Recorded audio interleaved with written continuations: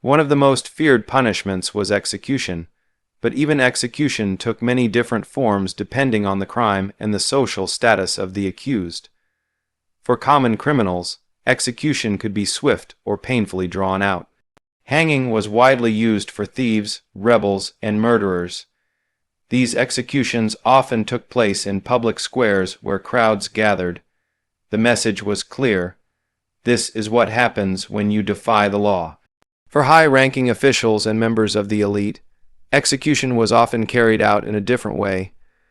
Beheading was considered a more honorable death and was usually reserved for nobles, military leaders, or government officials accused of treason or corruption. Even then, mercy was rare. A single accusation could end a lifetime of service to the empire. One particularly chilling method used in the Ottoman Empire was strangulation with a silk cord. This punishment was commonly used for members of the royal family. According to Ottoman tradition, shedding royal blood was considered inappropriate, so princes and high-born individuals were executed without spilling blood. Palace guards known as mutes, who were often deaf and unable to speak, carried out these executions in silence. Many princes spent their lives knowing that a single political shift could lead to their death in this manner. Imprisonment in the Ottoman Empire was not like modern prisons. Cells were dark, damp, and overcrowded. Prisoners were often chained to walls or floors and left with minimal food and water. Disease spread quickly, and many inmates did not survive long sentences. For some, imprisonment itself was a slow death sentence. One infamous location was the Yedikule Fortress in Istanbul. It was known as the Fortress of Seven Towers, and served as a prison for political prisoners, foreign ambassadors, and enemies of the state. Those held there often disappeared from history, their fate unknown, their voices silenced forever. Another terrifying punishment was exile.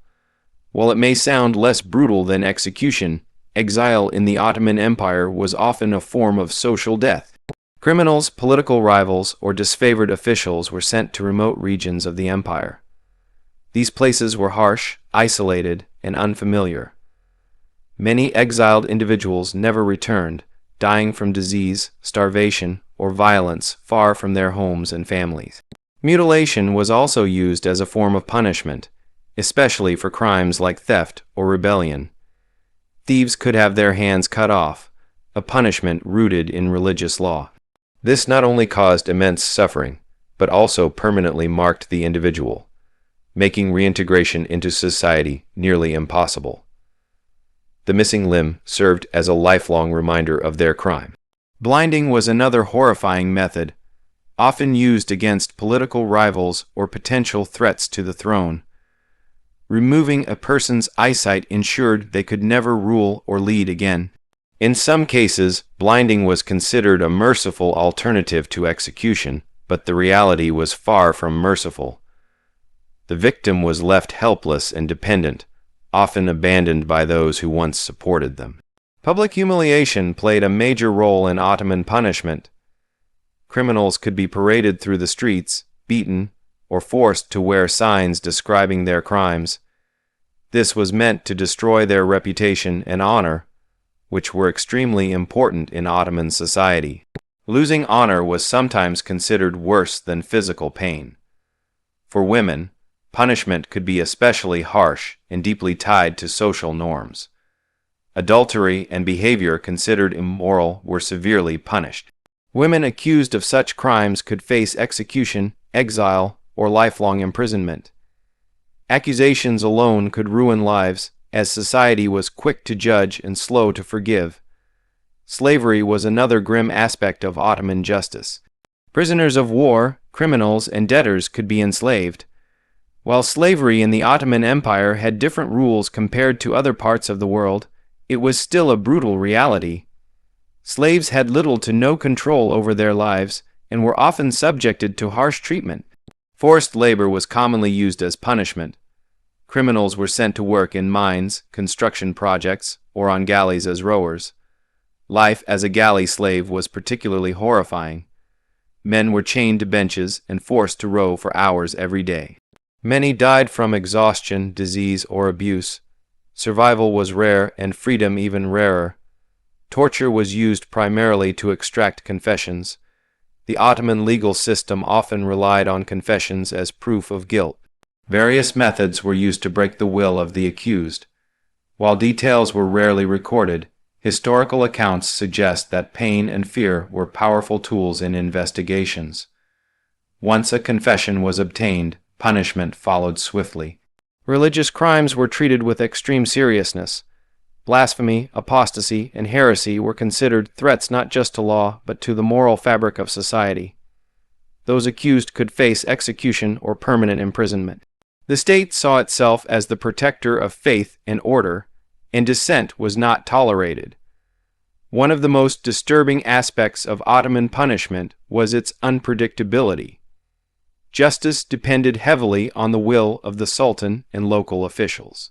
Two people committing the same crime could receive completely different punishments. Corruption, favoritism, and political motives often influenced decisions. This uncertainty kept the population in a constant state of fear. Despite the cruelty, it is important to understand that these punishments were not unique to the Ottoman Empire. Many empires and kingdoms throughout history used similar methods. What makes the Ottoman system stand out is the scale, organization, and longevity of its practices. For centuries, these punishments shaped the behavior and mindset of millions of people. As time passed, reforms began to change the Ottoman legal system. In the 19th century, the empire introduced new laws inspired by European legal codes. Public executions and extreme punishments slowly declined. Prisons were reformed, and legal procedures became more standardized. These changes marked the beginning of the end for many of the brutal practices we have discussed today. Looking back, the punishment methods of the Ottoman Empire remind us of how far humanity has come, and how fragile justice can be when power is unchecked. They show us a world where fear was a tool of governance and mercy was rare. Studying this history is uncomfortable, but it is necessary. It helps us appreciate modern legal systems and the importance of human rights. As we reach the end of this story, remember that history is not just about dates and empires. It is about people, their suffering, their choices, and the systems that controlled their lives. The horrors of the past should serve as lessons, not spectacles. If you found this journey into history eye-opening,